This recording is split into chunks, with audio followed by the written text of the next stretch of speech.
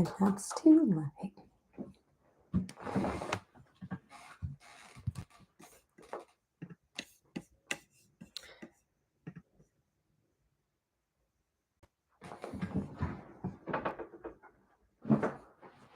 There we go.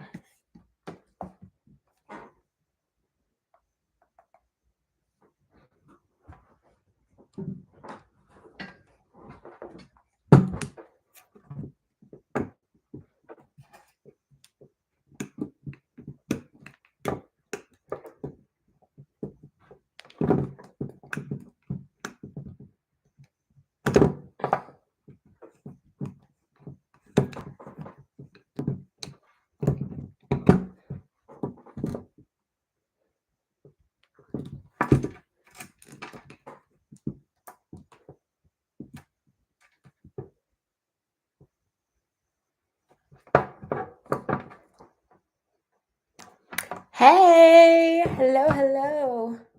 Give me a second. I'm trying to get my IG live going real quick. I've been good. How have you been?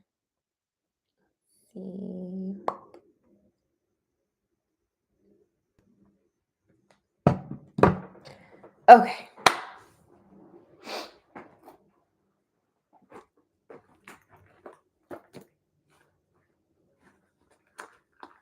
Well, that's good to hear, especially with all these retrogrades. Anytime anybody tells me they're doing good, I'm like, yeah, awesome.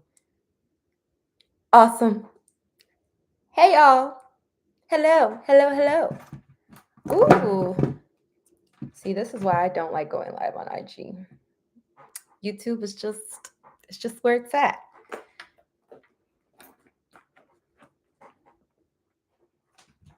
All right, so we'll give a little time for some of the peeps to pop in, and then we can get sorted.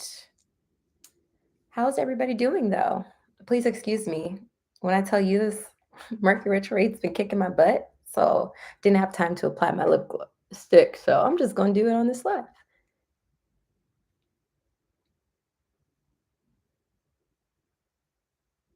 Ooh.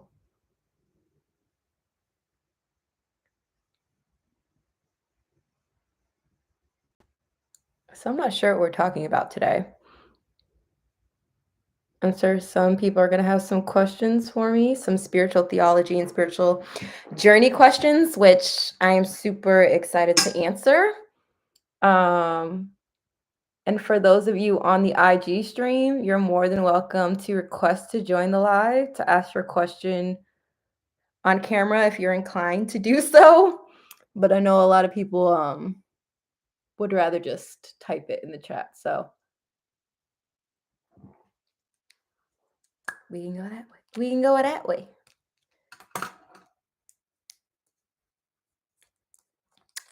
Oh, you know what? Let me get off live and then announce it.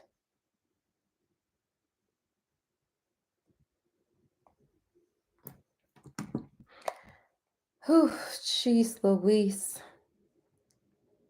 I promise we're going to get started soon.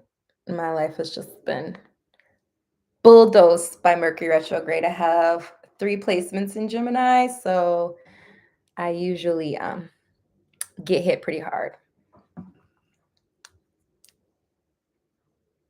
I'm live. I just lost my train of thought that quick. I'm officially live. I'm about to go live on IG for like 15-20 minutes, but I'm adding the link to YouTube in here. Make sure you have an account so that you can ask me questions. If you don't want me to know who you are, make an account that makes you anonymous, and I will see y'all there. Whew. Okay. Add this link real quick. Do I even? There we go. Copy. I will text this link to myself because technology. Gotta love it. And then I'll just start talking about spiritual stuff. Questions or no questions, because I am missing the premiere of Love is Blind reunion for y'all. And I need to be off of this thing by 10 so I can watch it. I know I look orange. I used the orange filter on my ring light today just because the white light was like real harsh the last live. So I guess I'm gonna have to figure out which I prefer. Right now it's looking like the white light. Go to my text messages.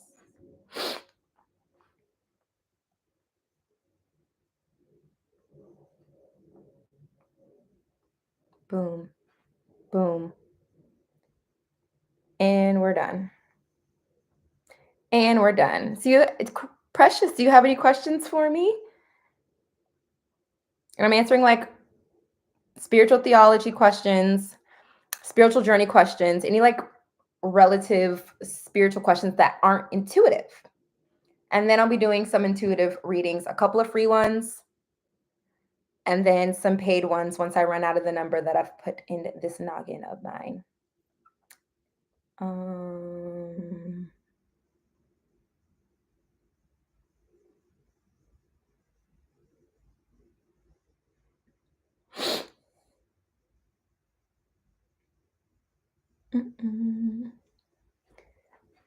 Oh, again, lost my train of thought that fast.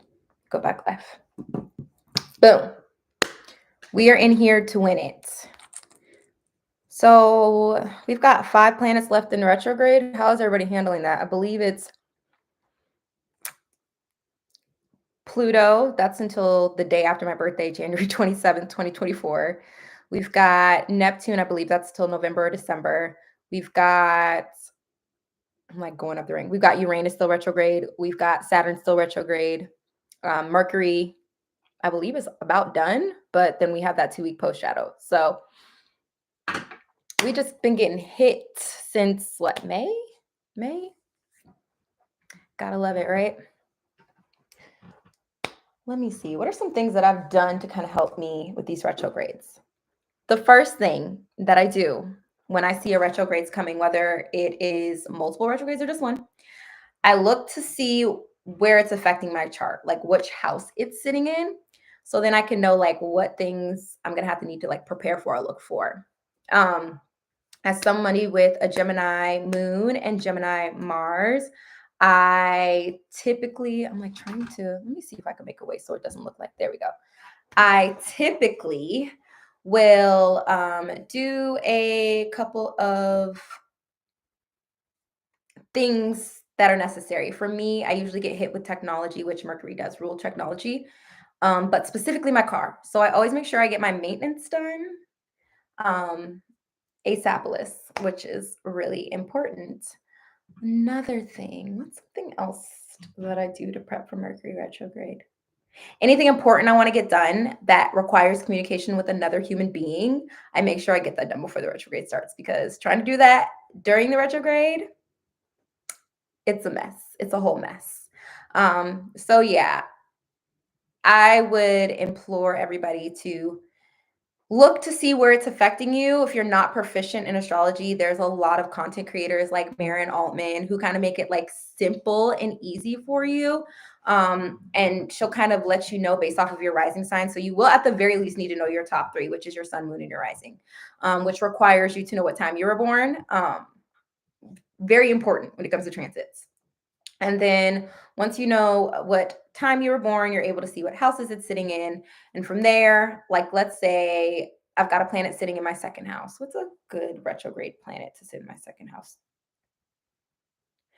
Venus. If Venus is retrograding in my 2nd house, I know it's about to be a time where I need to budget really heavily and not spend frivolously, because Venus rules wealth and materials. And the 2nd house rules money. So I make sure I would be extra precautious about the things that I spend my money on. Let's see. What's another example? Saturn's a good retrograde. That typically is like one of the harshest retrogrades for people because Saturn rules karma and lessons. So Saturn sitting in the 10th house, the house of career. I know that either something is going to be changing in my career, or a lesson is going to be given, or a blessing. And that is very dependent on how I move and how I operate when it comes to my career. So if I am, let's say I have a business that I'm working for, if I'm like stealing money or something like that, more than likely during a Saturn retrograde, especially if it's sitting in my 10th house, that's going to come to light, right? So if I'm like, let's say, helping the business out, like doing things that I don't necessarily have to do that's out of my job description, 9 times out of 10 during Saturn retrograde in the 10th house, I'm going to have that affect me in a good way. So it just kind of depends on what that's looking like. That's why I always think it's really important for people to know at least their top three and to be beginner proficient in astrology, as far as like being able to understand what a transit is, what an aspect is, and how you can utilize that to lead you in the right direction. So yeah, if you are struggling during this retrograde, which a lot of people are, I'm getting a lot of bookings for readings. This is a time for you to reflect on why you're getting your butt kicked and figure out what that lesson is and learn it. Simple, very simplified. Let's see. I got new decks that I haven't fully unwrapped. So we'll do that. So we got the Message of Love Oracle decks. I'll be honest, love readings are not my favorite to do, but they are extremely popular. Love and money, always, always. So I had to get a new deck to add to the couple of love decks that I already have, just to get more specifics. And this deck's really nice if it wants to come out. It's a twin flame separation deck. I did not even know that that's what I bought. And usually now that I've moved past that journey in my life, and I've been many years removed from that journey in my life, I will check the deck. Let's see, sabotage, indecisiveness, reunion, shadow side, unexpected. Let's talk about twin flames real quick. Let's just talk about that, because goodness gracious. When it comes to twin flames, I'm like keeping my eye on my IG over here. When it comes to twin flame dynamics, people tend to treat it like it is a fairy tale, and it is anything but that. I promise you, it's anything but that. A twin flame, from like the basic description of what that is someone who is your mirror. And if you know anything about mirrors, mirrors reflect things that you might not necessarily always want to see. So a twin is usually mirroring something that you need to learn and heal within yourself. And it's a pretty intense journey. It's a very up and down thing. There's keywords like runner chaser dynamics, like someone's always the runner, someone's always the chaser, or someone's the runner and then the chaser starts walking away from the runner. Now all of a sudden the runner's like, hey, where you going? Where you going, friend? Come back. Go back. Come back to me. So that's another issue with the twin flame dynamic. I think that a lot of people think that they have twin flames, and technically they're actually really rare. And if you're not somebody who is proficient in spirituality, like as far as like that is not your world, that is not what you work in, that's not what you do, you're not any type of healer, like you're not a humanitarian, you're not a philanthropist, or any of those things that are helping other human beings, you're probably not a twin flame. A lot of people like to use that description as a way to give themselves an excuse to continue to be in like an abusive dynamic. And the sound bowls say yes, or Tibetan bowls say yes. It's usually a thing that keeps people in a situation that they need to remove themselves from. There are a lot of twin flame readers. It's so funny because some of them that I used to follow are still going, and when I listen to some of their messages, I'm like, this is the same stuff that they were saying like 6 years ago. And I think that people don't realize that people are benefiting off of their hysteria, their paranoia, which is unfortunate. So if you are somebody who believes that you're in a twin flame dynamic, I would implore you to do the work to be by yourself, because it's always like a codependent lesson. Sleep on it, think on it, and then in a few years, or not years, but like maybe like a couple months, a year, see how you're feeling about that individual, because 9 times out of 10 you'll be like, thanks for the lesson, but bye-bye. So yeah, that's another good one. I want to get more into the twin flame dynamic, and I'll probably get more into that at some point. But that's just like a little sprinkle. Anyways, let's get to this deck. I wanted this deck for years. It's called the Modern Witch Tarot. It was so melanated, and you don't really see that in a lot of tarot decks because there is a stigma, especially within melanated communities, about this kind of stuff. So this is really nice to see.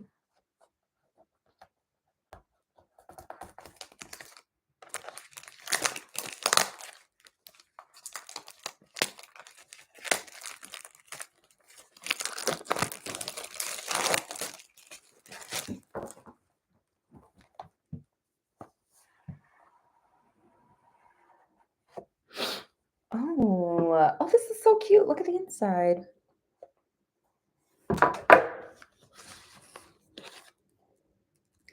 Oh, wow. This is a very intricate deck. Let's see. Like, the packaging is top tier.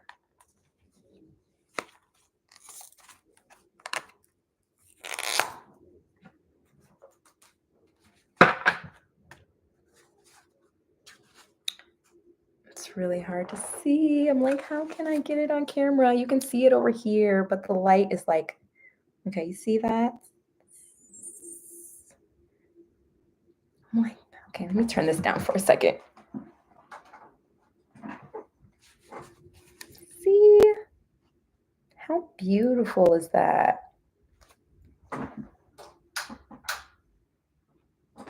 Okay. Let's see.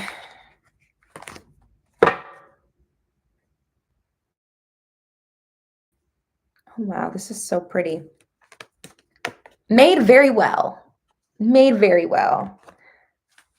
And this girly right here, this face, this is the face that made me buy this deck. She's glorious, is she not? And she would be on the Magician card.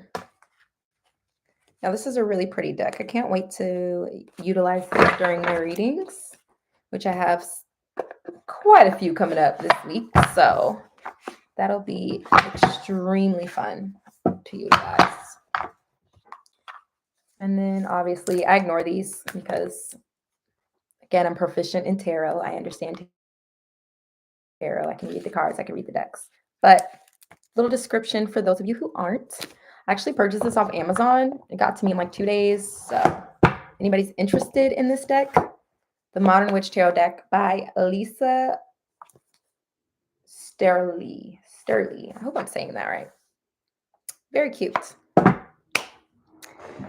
Ooh, I'm give myself like 10 more minutes, and then I'm going to go watch Love is Blind.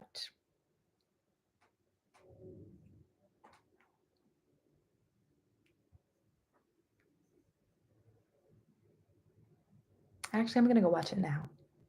It was fun chilling with y'all, but I'm out of 3000. Bye.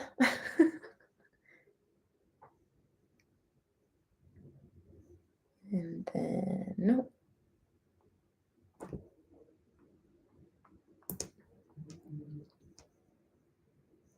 What is going on? Okay. And then YouTube. It's been great. I'm going to start posting out some pre-recorded content very soon. So get excited for it. See y'all later.